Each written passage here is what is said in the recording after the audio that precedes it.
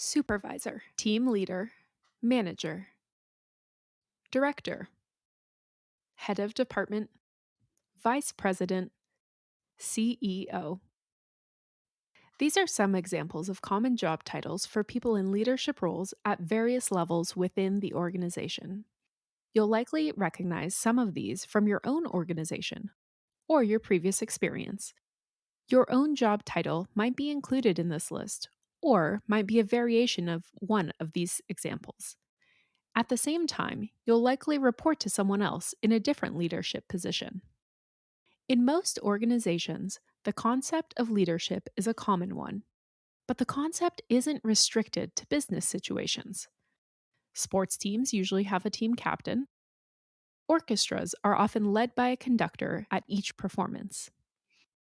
Or, let's say you're planning to go for a hike with friends. The likelihood is that someone will decide on a route for the group to take. They may walk a little ahead, leading the rest of the group. They may even decide to change the route partway through the hike. These are simple examples of leadership scenarios, but they form a good basis for a general definition of leadership.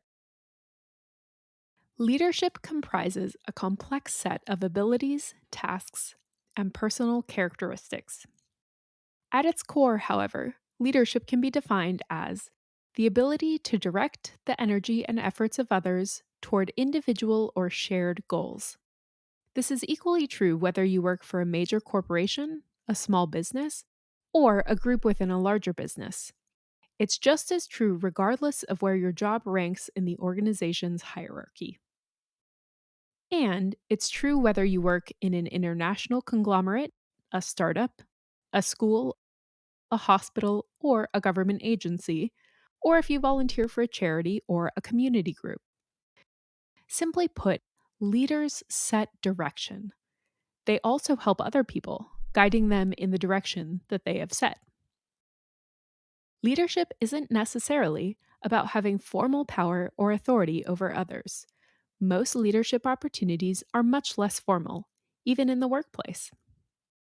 Leadership occurs in almost every situation where two or more people coordinate their efforts to accomplish some kind of goal.